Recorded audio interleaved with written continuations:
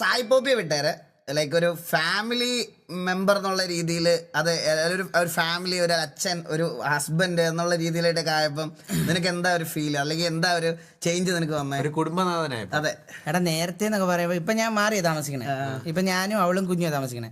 നേരത്തെ എന്ന് പറയുമ്പോൾ നമുക്ക് വീട്ടിലൊരു കാര്യം നോക്കണ്ടായിരുന്നു.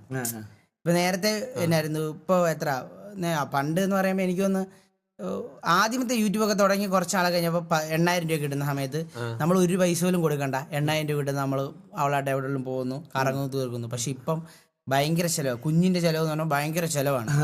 നമുക്ക് സേവ് ചെയ്യാൻ പറ്റത്തില്ല, ഭയങ്കര പാടാ സേവ് ചെയ്യുന്ന കാര്യം. അതാണ് ഒരു സീൻ പറഞ്ഞത്. അച്ഛനും അമ്മയൊക്കെ ഉണ്ടെങ്കിൽ, കൂടെ ഉണ്ടെങ്കിൽ നമുക്ക് എത്ര പൈസ വേണമെങ്കിലും സേവും ചെയ്യാം. ഒരു നമുക്ക് പൈസേന്റെ പ്രശ്നങ്ങൾ വരത്തില്ല. വീട്ടിലെ റെന്റ് ബാക്കി കാര്യങ്ങളൊക്കെ അവർ നോക്കിക്കോളും, എല്ലാം നോക്കിക്കോളും. റെന്റ് സ്വന്തം വീട്. ഇപ്പൊ ഞാൻ മാറി താമസിക്കുന്നത്, നേരെ സ്വന്തം വീട് ആയതുകൊണ്ട് റെന്റ് കൊടുക്കണ്ട, എല്ലാം ചെയ്യാൻ. ഇപ്പൊ പക്ഷെ അങ്ങനല്ല, ഇപ്പൊ എല്ലാം